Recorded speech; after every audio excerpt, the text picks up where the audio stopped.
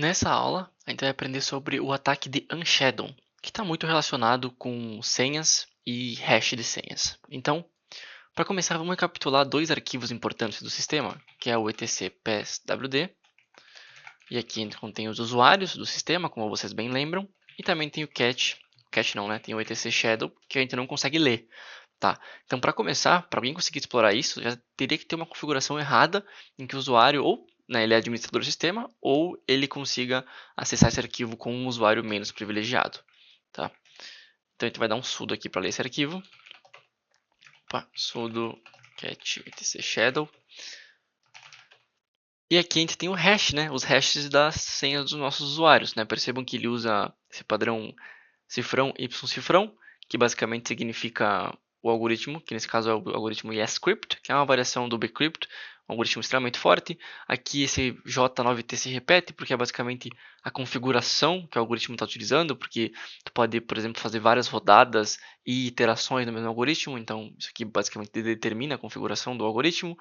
Em seguida tem o hash, aqui é o hash de cada usuário, então perceba que cada usuário tem seu próprio hash, então o próprio Linux já faz isso. Então, se a gente tivesse dois usuários com a mesma senha aqui, por exemplo, eles teriam hashes diferentes por causa do salt. Né? Eu acho que eu falei hash, mas esse aqui é o salt, tá, pessoal? Isso aqui é o salt de cada um.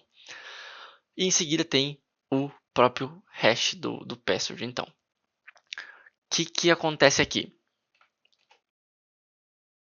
Basicamente, o ataque de Unshadow, a gente usa esse comandinho chamado Unshadow, e a gente pega os dois arquivos. Então, a gente pega o arquivo passwd e o arquivo shadow. E aí a gente usa como um sudo, né? Porque nesse caso a gente não tem a permissão para ler o shadow, mas se a gente tivesse, não precisaria do sudo. E a gente joga para um arquivo qualquer. Nesse caso vamos chamar aqui de unshadowed. É um nome comum. Esqueci como é que se escreve isso. Unshadowed. Beleza. E aí, se a gente ler esse arquivo, ele é basicamente um arquivo que junta os dois, né, os outros dois que deu como input, para formatar isso aqui para as ferramentas conseguirem craquear. Tá? Nesse caso, o Hashcat ele não tem suporte para YesCrypt. Tá? Então, nesse caso, nessa distribuição, a gente não consegue usar o Hashcat. Outras distribuições que usam algoritmos como o bcrypt, por exemplo, a gente conseguiria usar o Hashcat também. Então, nesse caso, a gente vai usar o John, que tem um formato. E para usar o John, então, a gente usa a word list que a gente quer usar. Nesse caso, a gente vai botar aqui word list rock.txt, vamos usar a própria Rockio. A gente coloca o nome do arquivo. E por fim, tem que indicar que o formato ele é crypt, tá? Para o hashtag deixar, a gente só especifica que o formato é crypt. E daí o próprio John ele já vai tentar YesCrypt, bcrypt e demais algoritmos relacionados com crypt. Vamos dar um enter aqui. E a gente percebe que a gente começa a craquear aí os usuários então, que estão dentro desse arquivo. Então a gente já craqueou a senha do João, a senha do Pedro.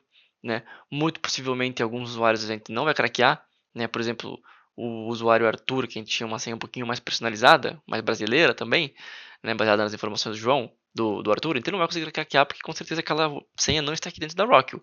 Mas basicamente é assim que funciona. Né?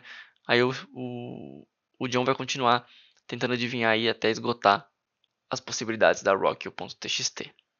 Certo, pessoal? Então esse seria o ataque de Unshadow, muito comum de encontrar, principalmente em CTFs, mas também comum de encontrar no mundo real, caso exista alguma má configuração que permita o usuário a ler. Não só isso, se você conseguiu, por exemplo, permissão de admin naquela máquina específica, aí sim você vai conseguir ler o arquivo de Shadow normalmente e lendo o arquivo de Shadow, você consegue descobrir senha de outros usuários, e a partir do momento que você descobrir a senha de outros usuários, aí você pode simplesmente autenticar em outros sistemas, ou fazer ações no nome daquele usuário.